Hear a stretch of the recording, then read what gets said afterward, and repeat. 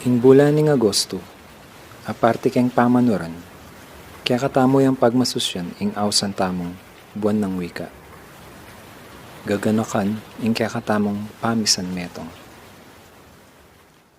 Oneng bayo pa kaniti, belwan niya yung Pilipinas king kayang manyang po kaking amano, hampong makule ng kultura.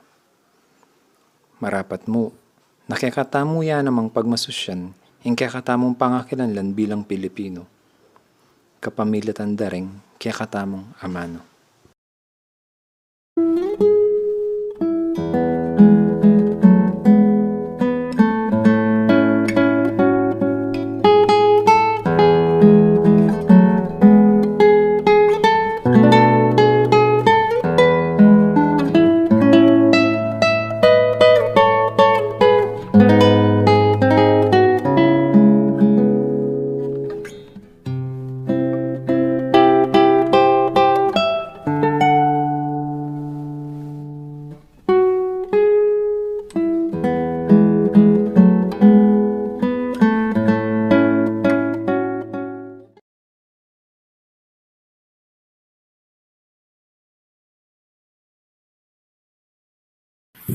May paoras labot Kapampangan.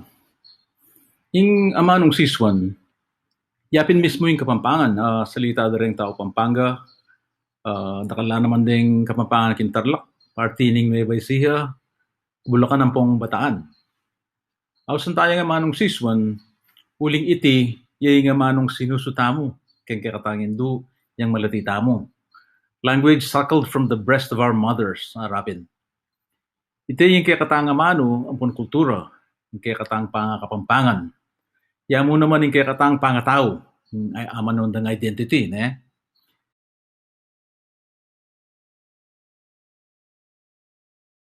Maya payabak po kayo nga, iya ko po i-Jules Arceo. Meto ko pong alumnus king Don Bosco Academy, kating Pampanga. At kasalungsuhan ko pong manig-aral king Universidad na ng Pilipinas, king Manila. So before I start, I would like to ask for your pardon because I'm going to use the English language in the duration of this interview. Because I'm not fluent in the Kapampangan language. So, last 2017, I led our research group composed of Mr. Nigel Aison, Mr. Patrick Bulaon, Ms. Cheska Bangit, Mr. Loy Cabigting, and Mr. Kenneth Santiago in one of our research requirements in practical research 2. Because we were asked to create a research, technically the premise is about anything. So given that, we actually had a very hard time thinking of what the topic of our research would be.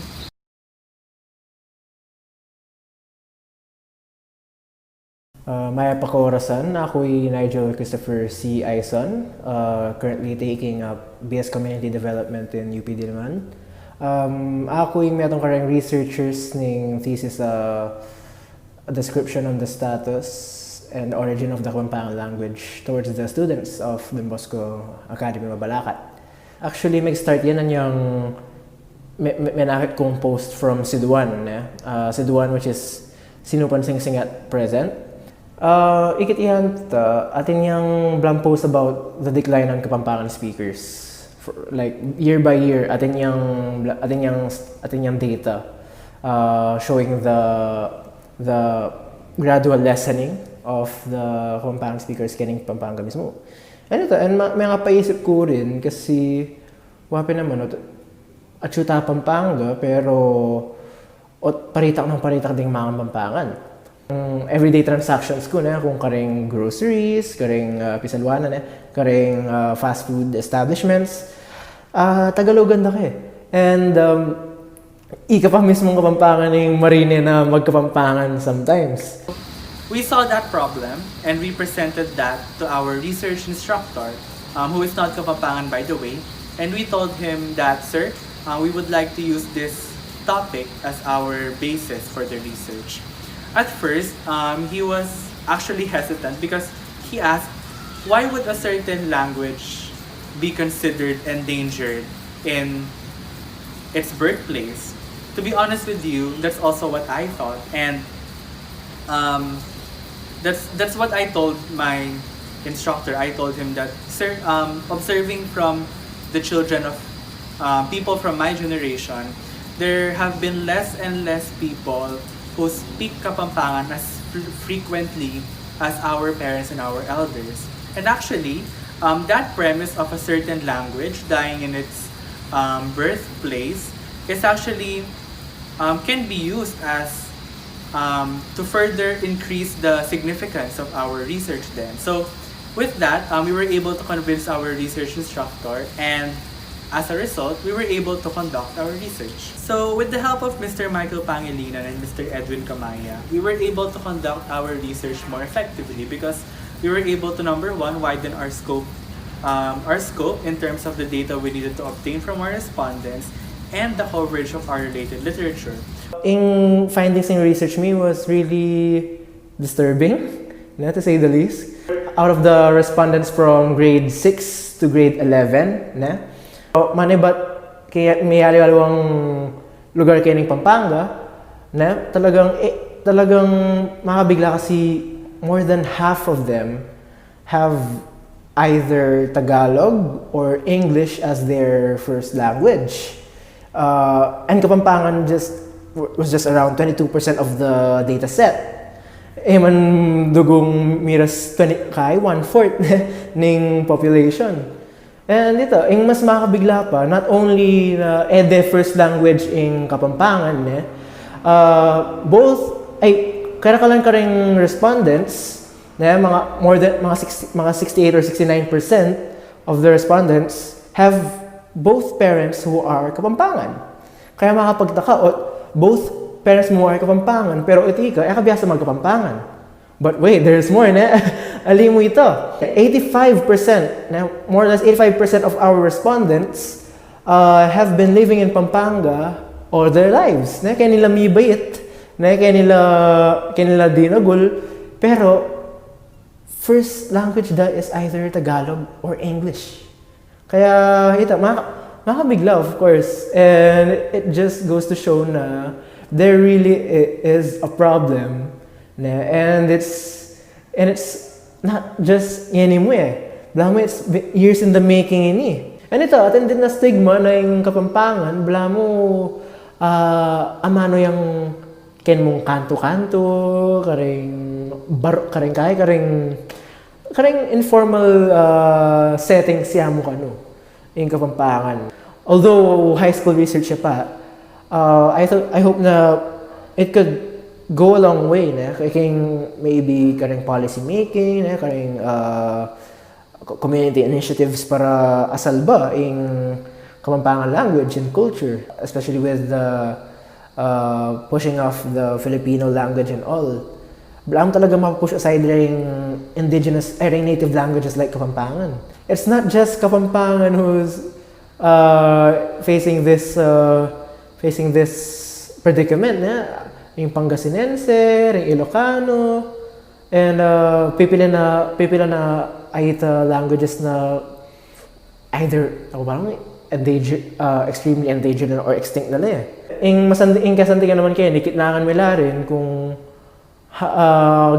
makanalo kawiling na mabiyasang Kapampangan, and more than 90% of them said yes. Willing lang mabiyasang Kapampangan when given the chance. And babalakan na pang loko yung MTB MLE curriculum king irrigation system tamo. So kung loko depa ito, ano ka nila pa mabiyasa? O kung mismo rin pengari dala tuturo, ninong manuro karela.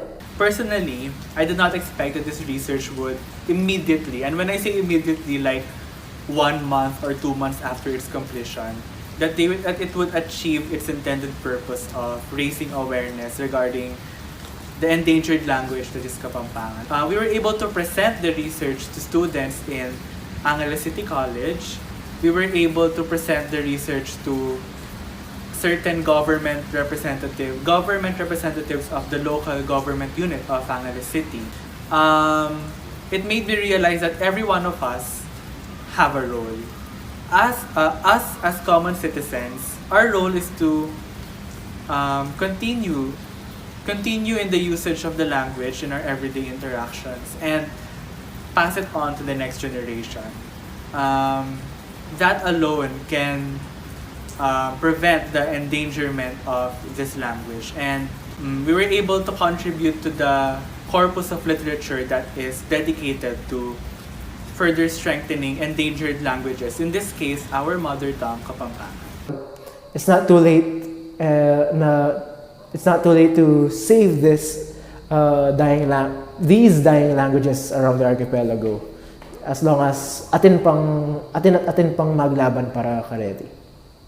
Istaman man Nagalog la, yala Tagalog, huling tao la kaya tilabot Kapampangan, at din pengarira, Kapampangan la. Utang dago la rin, nanong isipan yung maging identity ra. Isipan tayong masali sa ini. Ne?